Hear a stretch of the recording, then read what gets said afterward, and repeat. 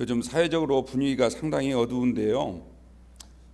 제가 간혹 가다가 이제 고속도로 운전을 하다 보면 차가 많이 막힐 때가 있잖아요.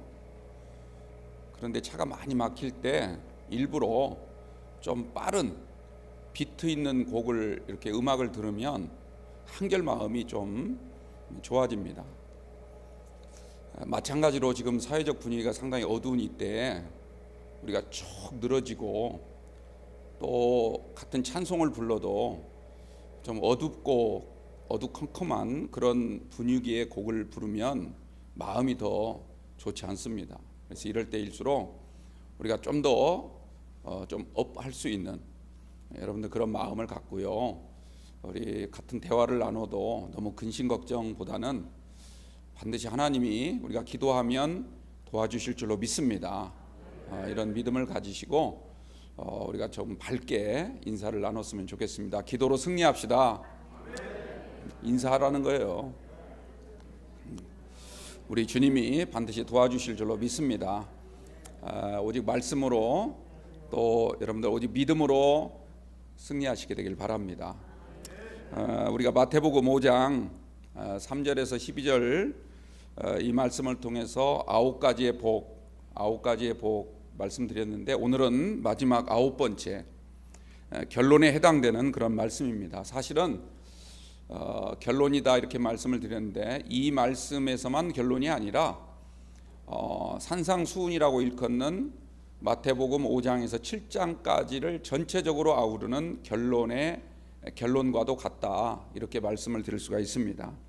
우리가 마태복음 7장 마지막 부분 내용이 뭐냐면 우리가 말씀대로 살면 그런 믿음으로 가지라 이런 뜻 아닙니까? 반석 위에 지은 집과 같은 그런 믿음을 가져야 된다라고 하는 것이죠.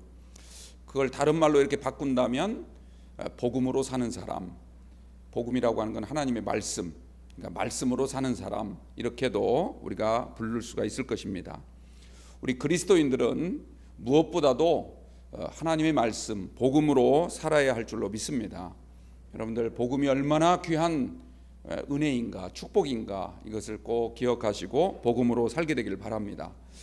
복음이 사람의 생명을 살리고 복음이 우리 그리스도인을 그리스도인답게 만듭니다. 그리고 또 복음이 세상 속에 우리가 살아갈 때 죄를 이길 수 있는 악한 병마도 이길 수 있는 능력을 주실 줄로 믿습니다. 그러므로 그 무엇보다도 우리가 복음을 꼭 우리 두 손에 꼭 잡고 나아갈 수 있는 여러분들이 꼭 되시기 바랍니다. 신약 성경에서 예수님의 제자들, 특별히 사도라 이렇게 불리는 이 사람들은 오직 복음으로 살았던 사람들입니다. 뭐 바울이라든지 베드로, 사도 요한, 야고보, 또 빌립, 뭐 디모데 이런 많은 사람들은 다 복음으로 산 그런 사람들이라고 할 수가 있습니다. 복음 때문에 악한 말도 들었고 온갖 욕설과 비난을 받으면서 심지어 박해를 받고 순교까지 당하는 그런 일을 당하게 되었죠. 그러나 그들이 육신의 고통은 받았지만 그들의 영혼은 구원을 받아서 영생의 복을 받게 된 줄로 믿습니다. 그 가운데 우리가 한 사람만 딱 꼽으라고 한다면 저는 주저없이 바울 사도를 꼽을 것입니다. 성경의 공식적인 기록만 보더라도 그는 3번에 걸친 선교 여행을 통해서 지구촌 곳곳에 복음을 전하였고 또 거기에다가 많은 그리스도의 교회를 설립하였습니다. 고린도 교회, 갈라디아 교회, 빌립보 교회, 에베소 교회, 골로새 교회 많은 교회들을 세웠는데 그가 쓴 편지 내용 중에는 우리가 지금 읽어도 정말 가슴이 뭉클하고 눈시울을 붉힐 수밖에 없는 또 우리의 신앙생활을 한번 되돌아보게 만드는 귀한 말씀들이 참 많습니다. 빌립보 3장에서 그는 이렇게 말을 합니다. 나도 육체적으로 자랑할 게 많고 내가 신뢰했던 것도 있고 열심을 다해 율법도 잘 지켜왔지만 이제 그리스도를 위하여 다 해로 여김은 내 주 그리스도 예수를 아는 지식이 가장 고상하기 때문이다. 내가 주를 위하여 이 모든 것들을 배설물로 여김은 그리스도를 얻고 그 안에서 발견되게 함이니라. 이렇게 고백을 하고 있습니다. 또 뭐라고 말합니까? 내가 이미 얻었다 함도 아니요 온전히 이루었다 함도 아니라 오직 내가 그리스도 예수께 잡힌 바 된 그것을 잡으려고 달려가노라. 내가 이제까지 이룬 모든 것들은 잊어버리고 오직 앞에 있는 것을 잡으려고 표대를 향하여 그리스도 예수 안에서 하나님이 위에서 부르신 부름의 상을 위하여 달려가노라. 이렇게 고백을 하고 있습니다. 사도행전 20장 24절에서도 그는 고백하기를 결박과 환난이 나를 기다린다고 하나 내가 달려갈 길과 주 예수께 받은 사명 곧 하나님의 은혜의 복음을 증언하는 일을 마치려 하면은 나의 생명조차 조금도 귀한 것으로 여기지 아니하노라. 이렇게 고백을 하면서 복음 증거의 삶에 모든 자기의 힘을 쏟았음을 우리에게 잘 말해주고 있습니다. 바울은 나는 괴수 중에 죄인 가운데서 괴수입니다. 이렇게 고백하면서 사도행전 26장 말씀을 보면 당시 베스도 총독과 또 헤롯 아그리빠 왕 앞에서 담대하게 이렇게 외쳤습니다. 오늘 내 말을 듣는 여러분 모두 다 내가 죄수로 결박된 것 외에는 다 나와 같이 되기를 원합니다. 내가 지금 이렇게 죄수로 묶여서 감옥 속에 있는 이 모습, 이거 말고 다른 모든 것들은 나처럼 되십시오. 이렇게 권고를 한 겁니다.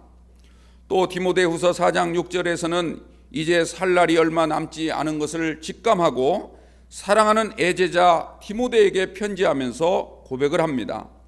내가 전제와 같이 벌써 부어져 떠날 시각이 되었도다. 나는 선한 싸움을 싸우고 나의 달려갈 길을 마치고 믿음을 지켰으니 이제 후로는 나를 위하여 의의 면류관이 예비되었으므로 곧 의로우신 재판장이신 주께서 그날에 내게 주실 것이라. 여러분들 이 모든 말씀, 이 구구절절 흐르는 그 안에 담긴 말씀들을 우리가 읽어보면 다 은혜가 되고 감동이 되고 도전이 되는 그런 말씀들이 아니겠습니까? 그런데 사실 이 바울이 처음부터 이런 믿음을 가졌던 것은 아닙니다. 오히려 그는 예수님을 부인했고 예수님 믿는 사람들을 어떻게든 죽이려고 혈안이 되었던 사람이었습니다. 그런데 그가 어떻게 이렇게 변화했을까요? 그가 이렇게 변화된 동기가 무엇이겠습니까?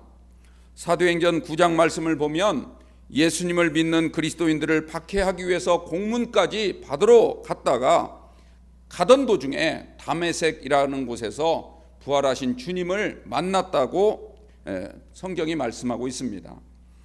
호련히 하늘로부터 빛이 그를 둘렀다. 그때 하늘에서 음성이 들려왔는데 사울아 사울아 네가 어찌하여 나를 박해하느냐. 이런 주님의 음성을 들었다는 것입니다. 여러분들 주님이 하신 이 사울을 부를 때 이 한 구절 주님의 말씀을 잘 한번 생각해 보십시오. 사울아 사울아 네가 어찌하여 나를 박해하느냐. 그가 원래 이름이 사울이었죠. 나중에 이제 이방인들에게 복음을 전할 때는 헬라식 이름인 바울로 이름을 바꾸게 됩니다. 그런데 그가 원래 쓰던 이름은 사울이었다는 것입니다. 그런데요, 이 사울은 히브리식 이름인데 그의 출신이 어디입니까? 다소라고 하는 지역이었습니다. 다소는 여러분들 이방 헬라 세계였죠. 로마의 지배를 받던 그런 가장 중요한 도시 가운데 하나였습니다. 그는 히브리 사람이었지만 다소 출신이었는데 다소 출신에서 태어났는데도 불구하고 그는 헬라식으로 이름을 부른 게 아니라 히브리식 이름을 사용했다는 뜻이지요. 게다가 그는 로마 시민권까지 갖고 있었던 사람이었습니다. 그런데도 그는 로마 사람들이 사용하던 헬라식 이름을 쓰지 아니하고 계속해서 히브리식 이름을 고집하면서 살았다라고 하는 것이죠. 그만큼 그에게는 나는 유대인이다 라고 하는 자부심이 대단했던 사람이었습니다. 나는 뼛속까지 유대인이다. 다른 말로 표현한다면 나는 보수 중에 보수다. 이것을 굉장히 자랑스럽게 여기며 살았던 사람이 바로 이 바울이었습니다. 그는 태어난 지 8일 만에 할례를 받았고, 그는 어렸을 때부터 헬라 교육만 받은 것이 아니라 유태인 교육을 받았습니다. 가말레일이라고 하는 가장 위대한 랍비 중에 한 사람 그 밑에서 공부하면서 철저하게 율법을 공부했던 사람이 바로 바울이었습니다. 그는 스스로 자신을 가리켜서 나는 바리새인 중에 바리새인이라 이렇게 고백을 하고 있습니다. 나는 골수분자라고 하는 것이죠. 그랬던 그가 다메섹에서 주님을 만남으로 말미암아 완전히 변화되었던 것입니다. 완전히 새 사람이 되어서 이제는 예수를 전하는 그런 복음 전도자로 나아가는 것을 우리가 볼 수가 있습니다. 하지만 여러분, 우리가 바울이 이렇게 새 사람이 된 것, 완전히 새롭게 변화된 것, 여기에는 또 하나의 중요한 사실이 있다는 사실을 우리는 성경을 읽으면서 잘 살펴봐야 됩니다. 다메섹에서 주님이 사울아 사울아 네가 어찌하여 나를 박해하느냐, 이 말씀을 듣는 순간 그가 어떤 생각, 어떤 마음을 가졌을까? 여러분들, 사울이 박해한 것은 예수님이 아니었죠. 사실 사울은 예수님을 한 번도 직접 만나본 적은 없었습니다. 그가 박해한 대상은 예수님이라기보다는 예수를 믿고 예수를 전하는 복음 전도자들을 박해했던 것입니다.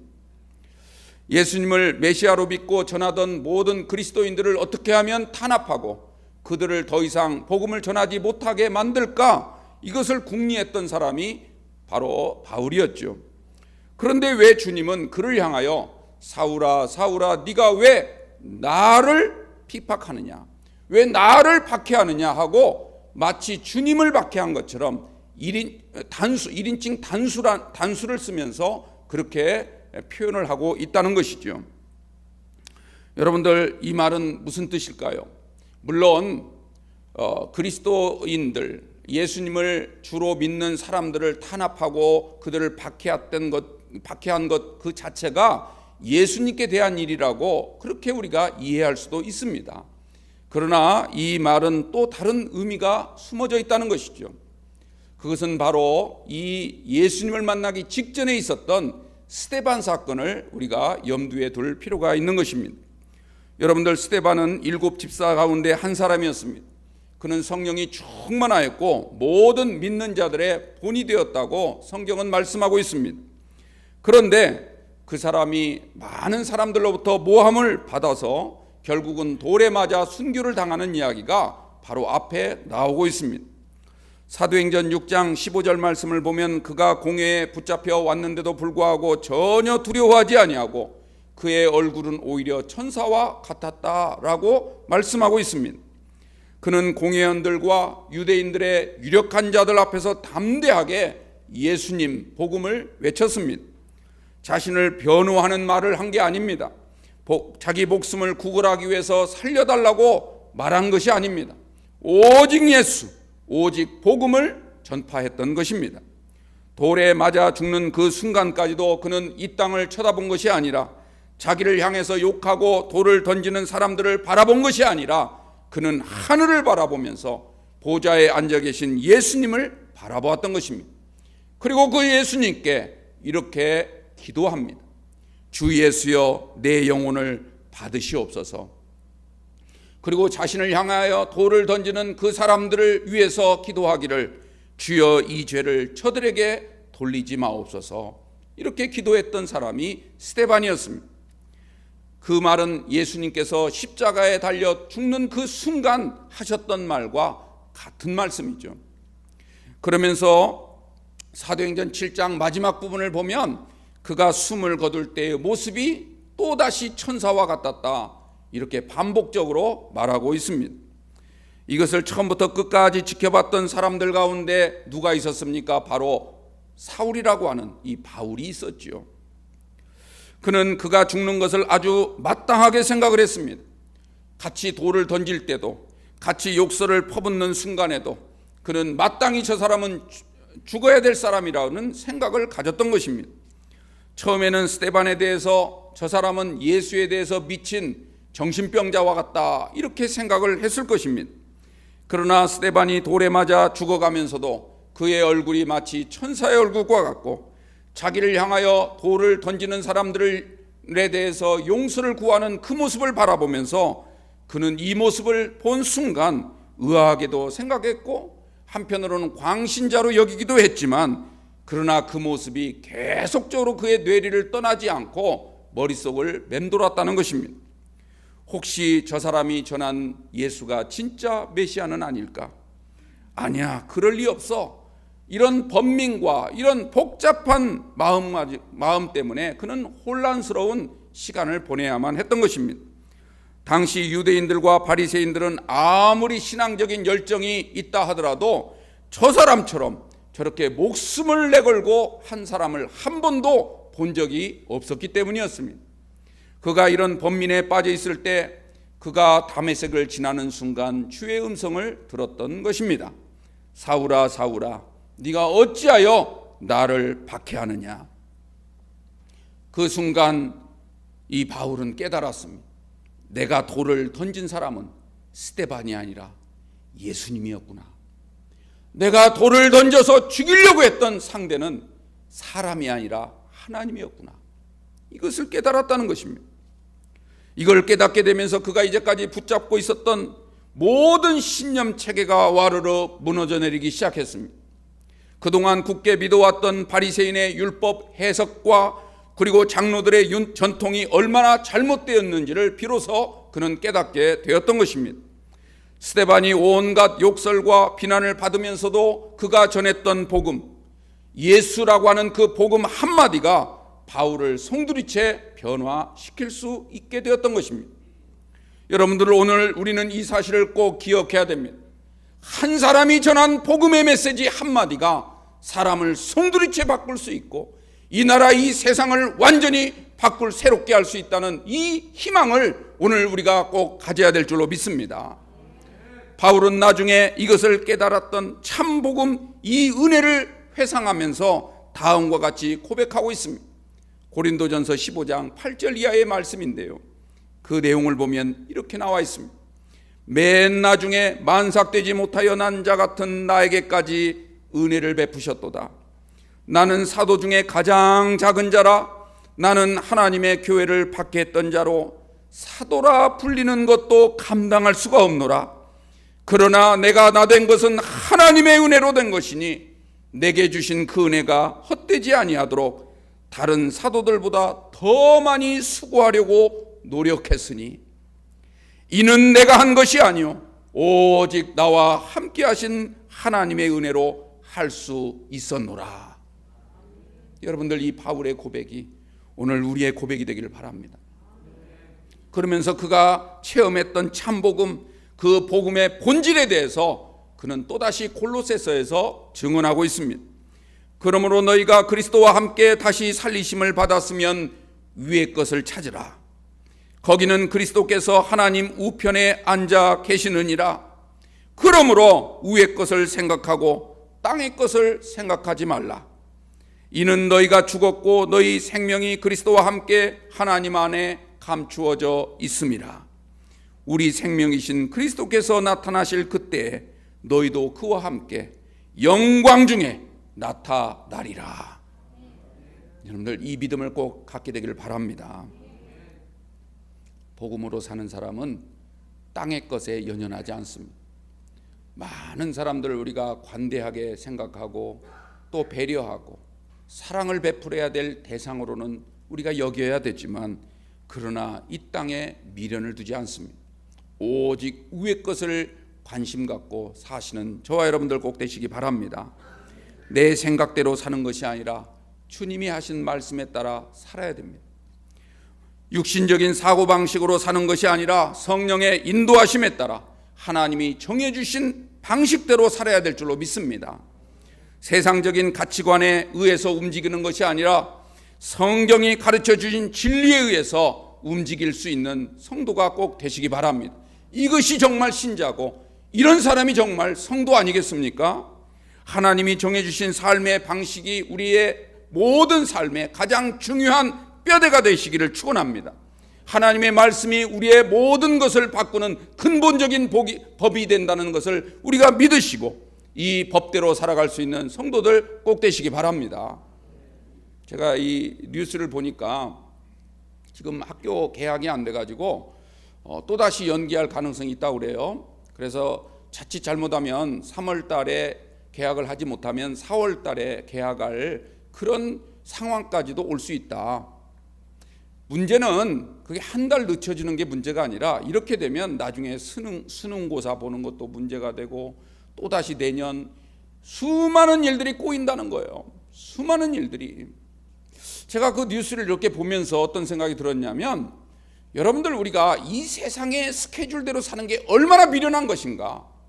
하나님이 한 번 움직이시면 한 번 뭔가를 작동시키시면 우리가 생각지도 못했던 일들로 인해서 모든 것이 마비되고 모든 것이 혼란스럽게 되고 모든 것이 뒤죽박죽되는 이런 상황을 우리의 눈으로 보면서도 우리는 하나님의 방식대로 살려는 것이 아니라 어떻게 하면 이 세상의 스케줄에 맞춰 살까, 이런 데 우리가 연연한다면 그게 무슨 믿음이 있겠느냐, 믿음이라고 할 수 있겠느냐는 거죠. 여러분들 우리가 땅의 것이 아니라 하나님 것에 더 마음을 두고 살아야 되는 이유가 여기에 있는 줄로 믿습니다.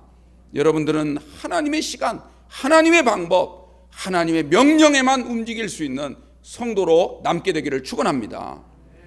여러분들 우리가 성경을 보면 하나님이 우리 삶을 이렇게 살라라고 하신 말씀들이 많지만 그러나 그 모든 말씀의 가장 중심이 되는 뼈대는 뭐냐면 십계명이에요. 십계명. 그런데 이 십계명 우리가 잘 아시는 것처럼 출애굽기 20장에 나오고 있죠.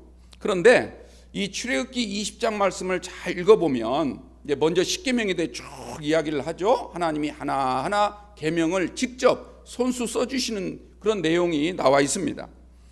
그 말씀이 바로 끝나자마자 제단과 관련된 법이 나오고 있어요. 제단과 관련된 법. 제단이 뭡니까? 하나님께 제물을 바치는 곳을 제단. 오늘 우리의 말로 바꾼다면 예배를 말하는 것이죠. 그러니까 이 십계명을 지키는 모든 것의 첫 출발점은 예배라는 거예요. 하나님 앞에서 우리가 정말 믿음의 성도로 정말 윤리적인 삶을 살아갈 수 있는 그런 성도가 되어야 되는데 그 모든 것의 출발은 제단으로부터 비롯된다는 거예요. 그래서 제단에 대한 법을 먼저 선포하고 있습니다. 그러니까 이 십계명이라고 하는 것은 하나님의 관계를 유지하는 비결인데 우리가 이 십계명을 잘 지키면 하나님과 관계가 계속되는 거죠. 이 관계의 토대가, 그 출발점이 바로 예배, 제단, 주일신앙, 여기에 달렸다 이 말씀입니다. 이것 없이는 아무런 의미도 없고 이것이 무너지면 교회는 존재 가치가 없는 거예요. 우리의 믿음은 아무것도 없는 거예요. 그냥 바람과 같이 흩어지는 거죠. 그런데요, 이 제단과 관련된 명령을 이렇게 이제 그 말씀을 이렇게 우리에게 주고 있는데 그 말씀 맨 마지막 부분에 이렇게 말하고 있습니다. 우리 한번 좀 번거롭더라도 한번 찾아볼까요? 출애굽기, 자, 이 스크린을 올려가지고 지금 볼 수가 없는데 출애굽기 20장 24절 말씀. 출애굽기 20장 24절에서 마지막 26절까지입니다. 우리 한번 다 같이 한 목소리로 읽어볼게요. 24절에서 26절 마지막 절까지 같이 읽겠습니다. 시작. 내게 토단을 쌓고 그 위에 내 양과 소로 내 번제와 화목제를 드리라. 내가 내 이름으로 기념하게 하는 모든 곳에서 내게 임하여 복을 주리라. 내가 내게 돌로 제단을 쌓거든 다듬은 돌로 쌓지 말라. 내가 정으로 그것을 쪼면 부정하게 함이니라. 너는 층계로 내 제단에 오르지 말라. 내 하체가 그 위에서 드러날까 함이니라. 아멘. 여러분들 이 말씀을 여러분들은 어떻게 이해를 하십니까? 한 절 한 절 우리가 좀 살펴볼까요? 24절 말씀 보면 하나님 앞에 나올 때 양과 소로 번제나 화목제를 드리라는 거예요. 번제는 뭡니까? 우리가 하나님의 백성됨을 확인하는 거죠. 화목제는 뭡니까? 하나님과 좀 더 가까이 친밀한 관계를 유지하기 위한 제사를 화목제라고 합니다. 그런데 이 화목제를 드리라 이렇게 명령한 다음에 그 다음 뭐라고 말하냐면 내가 내 이름을 기념하게 하는 모든 곳에서 네게 임하여 복을 주리라 이렇게 선포하고 있습니다. 여러분들 이 말씀을 잘 기억을 하세요. 하나님 앞에 하나님께 제물을 드리기 위해서 제단에 올라와서 토단 위에 올라와서 번제나 화목제를 드리는 때에 복을 주리라가 아니에요. 잘 들어보세요. 번제나 화목제를 드리는 그때만 복을 주겠다는 것이 아니라 그 말씀을 하신 다음에 내가 내 이름을 기념하게 하는 모든 곳에서 너에게 임하여 복을 주리라 우리에게 약속을 하고 있습니다. 여러분들 이 말씀이 무슨 뜻일까요? 우리가 하나님 앞에 나와서 예배를 드리고 하나님 앞에 나와서 주일 신앙을 지키는 것 대단히 귀한 거지만 이때 가졌던 마음, 우리가 하나님 앞에 예배 드릴 때 내가 어떻게 하면 누구를 사기칠까? 어떻게 하면 내가 못된 짓을 할까? 이런 마음으로 하나님께 예배합니까? 그게 아니죠. 하나님 앞에 나올 때는 어떻게 하면 내가 거룩하게 살까? 어떻게 하면 내가 하나님 뜻대로 살아갈까? 이런 마음을 갖고 우리가 예배하지 않습니까? 또 예배를 통하여 하나님이 주신 말씀은 다 뭡니까? 우리가 이 땅에 살아갈 때 십계명을 근간으로 해서 정말 믿음 있는 사람으로서의 행위를 보이며 살아야 된다는 선한 삶을 우리에게 선포하고 있는 게 하나님의 말씀 아니냐는 거죠. 그런데 이 예배 드릴 때 들었던 말씀, 예배 드릴 때 내가 가졌던 그 심령, 이 마음, 이 신앙을 가지고 살아가는 곳곳에 하나님이 임하여 주신다는 거예요. 주일날만 하나님의 교회에서만 복을 주시는 것이 아니라 이 예배드리는 이 순간 내가 가졌던 그 믿음과 하나님을 뜨겁게 사랑했던 그 마음을 갖고 세상에 나아가서 살게 되면 그곳이 가정이든 그것이 직장이든 그것이 어느 곳이든 그곳에 하나님이 나를 기념하게 하는 그 모든 곳에 내가 임하여 너희에게 복을 주리라 약속하고 있는 것입니다. 그러므로 예배는 대단히 중요한 것이지만 그러나 예배만 드려서는 되는 것은 아니에요.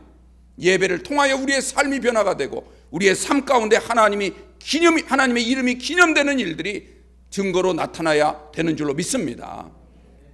자기 생각보다 하나님의 명령에 따라 살아가는 우리의 모습이 증거되어야 되는 거예요.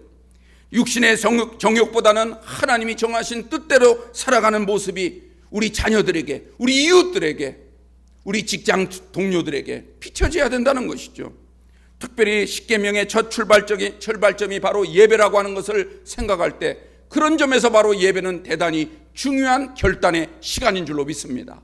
오늘 이 시간이 단순히 우리가 드리는 하나의 종교 예식, 하나의 어떤 의식으로 끝나는 것이 아니라 이 믿음을 가지고 우리가 살아가는 모든 곳에서 하나님의 이름이 기념되게 하는 역사가 있게 되기를 주님의 이름으로 축원합니다.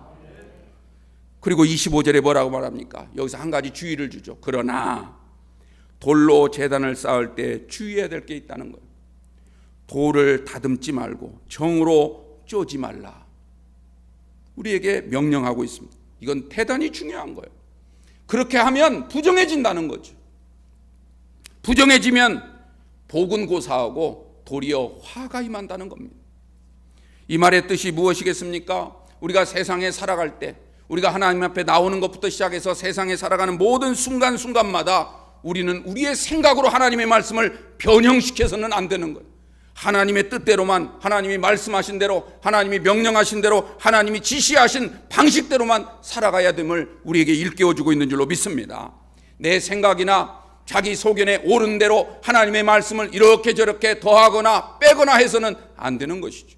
그러면 오히려 복은 고사하고 화를 당하게 된다는 겁니다. 여러분들 이 말씀을 꼭 기억하게 되기를 바랍니다. 사람들은 하나님의 뜻보다, 성경 말씀보다 내 뜻, 내 소견을 더 앞세우는 경향들이 있어요. 그런데 그렇게 되면 어떻게 될까요? 오늘 26절 말씀이 가장 중요합니다. 26절 우리 다시 한번 읽어볼까요? 26절 시작. 너는 층계로 내 제단에 오르지 말라. 네 하체가 그 위에서 드러날까 함이니라. 여러분들 이 말이 무슨 말일까요? 왜 하나님의 방식을 따르지 아니하고 왜 내 생각을 먼저 앞세울까요? 층계를 만들겠다는 거예요. 이 말은 무슨 말이냐면 좀 더 효율적인 삶을 주장하는 것이죠. 좀 더 편리하게 하나님을 믿자는 거예요. 세상을 살아가도 하나님 말씀대로만 살다 보니까 너무 불편하고 때로는 바보 취급을 당하고 사람들로부터 비난을 당할 때도 있다는 것이죠. 그러나 하나님은 뭐라고 말합니까? 너희들이 왜 돌을 다듬는 줄 아느냐? 다듬는 이유는 층계를 만들려고 한다는 거예요. 제단을 올라갈 때 좀 편리하게 올라가기 위해서. 하나님께 예배드릴 때 이왕이면 하나님께 쉽게 올라가서 제단에 올라갈 수 있도록 하는 게 효율적이지 않습니까? 하나님은 제물만 받으면 되잖아요. 이런 얘기죠. 하나님은 우리가 드리는 예배만 받으시면 되고 우리가 드리는 헌금만 받으시면 됐지. 우리가 하나님의 명령을 따르는 것은 뒷전이라는 거예요. 좋은 게 좋을 것 아니냐, 좋은 게 좋은 것 아니냐, 이렇게 생각을 하는 거죠. 모두를 위해서 그런 거지 꼭 나만 위해서 그렇습니까? 계단을 만들어 놓으면, 층계를 만들어 놓으면 서로 좋잖아요. 그게 무슨 하나님께 문제가 되겠습니까? 그게 무슨 교회 운영에 걸림돌이 되겠습니까? 라고 쉽게 생각을 하는 거죠. 이왕이면 돌을 잘 다듬어서 층계를 만들어 놓는다면 오르기도 좋고 안전하고 편하지 않느냐라고 하는 자기의 생각과 소견을 개입시킨 겁니다. 이게 잘못됐다는 거예요. 그래서 하나님은 뭐라고 말씀하십니까? 네 하체가 그 위에서 드러날까 함이니라. 여러분들, 하체가 드러난다는 말은 성경에 보면 세 가지 의미가 있어요. 성경에서 하체가 드러난다라고 하는 것은 세 가지의 중요한 어떤 뜻을 담고 있습니다. 첫째는 뭐냐면 죄로 인해서 수치가 드러난다는 거예요. 수치가. 아담과 하와가 선악과를 따먹었을 때 그 하체가 드러나, 수치가 드러난 거 아닙니까? 또 창세기 9장 보면 노아가 포도주에 취해가지고 벌거벗은 채로 이렇게 드러누워 있는 모습을 자식들이 보았죠. 그래서 그 하체가 드러났다라는 표현이 거기서도 나오죠. 이사야서 3장 17절에도 비슷한 표현이 나옵니다. 그래서 하체가 드러난다, 이 말은 우리가 감추고 싶은 우리의 비밀스러운 모든 것들 다른 사람은 다 알고 있다는 거예요. 다 이미 아이고 네가 예수 믿는다고 하면서도 너 네 생각대로 살잖아, 다 안다는 거예요. 사람들이 예수 안 믿는, 성경을 한자도 모르는 세상 사람들도 다 안다는 거예요. 우리의 수치가 드러난다는 겁니다. 두 번째로 하체가 드러난다, 이 말은 우리 마음속에 있는 음란한 마음이 드러난다는 거예요. 마음속에 그 음란은 뭡니까? 우상 숭배와 관련된 것이죠. 또 레위기 18장 말씀을 보면 불륜, 여러 가지 부도덕한 성관계를 말하고 있죠. 근친상간이라든지 또 짐승과 수간을 벌이는 일이라든지 이런 모든 것들이 명명백백하게 드러나는 것, 이것을 하체가 드러난다, 이렇게 표현을 하는 것입니다. 그러므로 우리가 하나님 방식대로 살지 아니하고 내 생각, 내 소견대로 하는 것은 결국 우상을 섬기는 음란한 행동과 같다는 거예요. 또 세 번째는 어떤 뜻이 있습니까? 비슷한 건데요. 우리 마음속에 품고 있는 모든 은밀한 죄, 내면 속에 있는 죄까지도 다 까발리겠다는 하나님의 준엄한 심판인 거예요. 그게 레위기 6장 말씀, 출애굽기 28장 말씀에 언급되고 있습니다. 네가 겉으로는 하나님을 위한 척, 겉으로는 교회를 생각하는 척, 겉으로는 다른 사람을 위해 사는 척 하고 있지만 하나님은 네 마음속에 숨겨놓은 생각, 은밀한 죄를 다 아시고 그 죄를 겉으로 드러내게 만들겠다는 겁니다. 그로 인해서 너의 수치가 드러나게 될 것이고, 하나님보다 사실은 네 생각을 더 앞세우고 세상을 더 사랑하고 속된 것을 더 사랑하는 너의 은밀한 우상 숭배와 같은 본심이 드러나고야 말 것이라는 겁니다. 또 내면 속에 숨겨진 이 은밀한 죄가 하나하나 드러나게 되면서 너만 어려움을 겪는 게 아니라 이 사회 모든 이들에게까지 엄청난 재앙이 임할 거라고 하는 준엄한 심판의 메시지가 오늘 이 26절 한 절에 담겨 있다, 이런 말씀입니다. 오늘 우리는요, 복음으로 사는 그런 사람이 되어야 될 줄로 믿습니다. 내 뜻이 아니라 하나님 뜻대로, 내 소견대로가 아니라 하나님 말씀대로 세상을 쫓아다니지 마시고 성령의 인도하심을 간구하십시오. 이럴 때 우리가 무엇을 해야 될까? 이런 어지러운 상황 속에서 어떤 것이 가장 먼저인가를 생각할 줄 아는 성도가 진짜 하나님의 성도인 줄로 믿습니다. 때론 욕을 먹는 한이 있더라도, 때로는 비난을 받고 이런 욕을 먹고 또 중상모략을 당하는 이런 지경에 놓인다 할지라도, 그러나 그때마다 주님이 하신 말씀을 기억하십시오. 나로 말미암아 너희를 욕하고 박해하고 거짓으로 너희를 거슬러 모든 악한 말을 할 때에는 너희에게 복이 있노라. 너희에게 복이 있노라. 기뻐하고 즐거워하라. 하늘에서 너희의 상이 큼이라. 너희 전에 있던 선지자들도 이같이 박해하였느니라. 하나님이 우리를 구약의 선지자로 여기시겠다는 거예요. 하나님이 우리를 바울과 같은 사도로 여기시겠다는 거예요. 하나님이 우리를 베드로와 같은 수제자로 인정하시겠다는 거예요. 이 복보다 더 큰 복이 어디 있겠습니까? 복음으로 승리하시기를 주님의 이름으로 축원합니다. 복음의 말씀대로 사는 것, 복음으로 사는 삶이 얼마나 귀한 삶인가. 하나님은 지금도 그렇게 사는 사람을 찾고 계시고, 그 사람을 통해서 이 사회를 다시 한번 깨끗하게 정화시켜 주실 줄로 믿습니다. 이 믿음을 달라고 기도하시고, 이 믿음을 끝까지 유지할 수 있도록 성령께 간구하시기를 주님의 이름으로 축원드립니다. 기도하겠습니다.